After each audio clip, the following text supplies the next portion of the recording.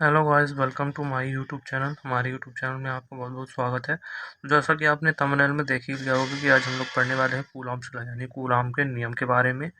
यह प्रश्न परीक्षा की दृष्टि से तो महत्वपूर्ण है ही, साथ में 12वीं तथा उसकी अगली कक्षाओं में भी यह पूछा जाता है। तो आइए हम लोग पढ़ते हैं बहुत ही आसान और सरल भाषा में।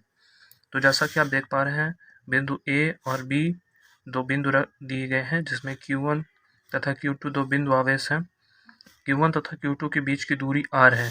तो कूलाम का नियम क्या कहता है कि दो बिंदु आवेशों के मध्य लगने वाले आकर्षण तथा प्रतिकर्षण बल का मान उन आवेशों के परिमाणों के गुणनफल के अनुक्रमानुपाती तथा उनके बीच की दूरी के वर्ग के व्युत्क्रमानुपाती होता है। यह बहुत ही आसान प्रश्न है, आपसे बहुत जल्द आने लगेगा। आगे देख पा रहे होंगे चित्र के अनुसार अब हमको सिद्ध भी करना है, जो कि कूलाम का नियम है उसको हमको प्रूफ करना है आगे चल के। तो क्या है कि चित्र के अनुसार यदि Q1 तथा Q2 आवेश एक दूसरे से r दूरी पर स्थित हों, Q1 तथा Q2 आवेश एक दूसरे से r दूरी पर स्थित हों, तो कूलाम का नियम क्या कहता है, उनके मध्य लगने वाला बल F हो तो कूलाम का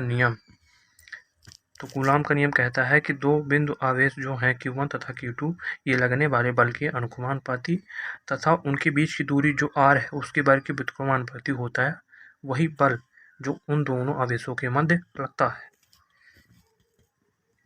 तो हमको इसको साथ में लिखना है। तो F अनुक्रमानुपाती Q1 Q2 upon r square, या हम लिख सकते हैं F बराबर K Q1 Q2 upon r square. जो यहाँ पे ये साइन हटा है उसी के स्थान पे K लिखा गया है, जहाँ पे K एक अनुपातिक नियतांक है।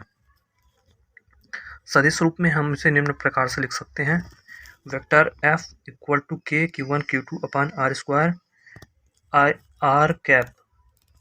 अब विभिन्न स्थितियां भी दर्शाई गई हैं। पहली स्थिति, जब दोनों बिंदु आवेशों के बीच का माध्यम वायु व निर्वात हो,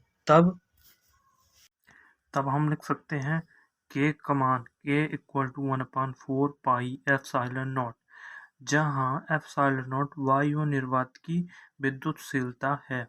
हमको ये भी लिखना पड़ेगा।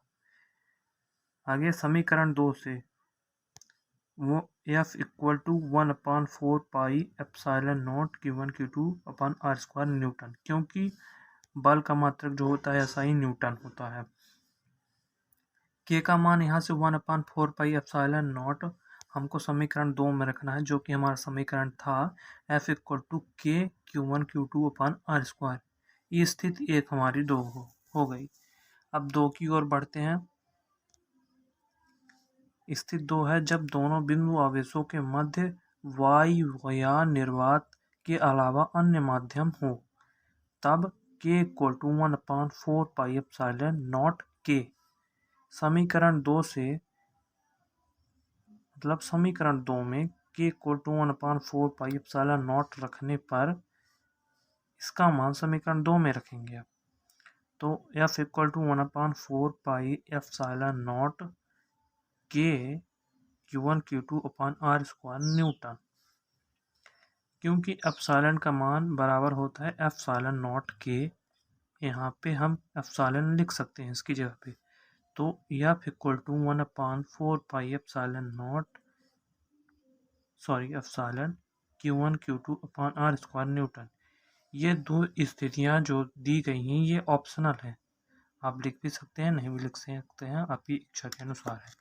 धन्यवाद। Thank you for watching the video. Do like, do subscribe.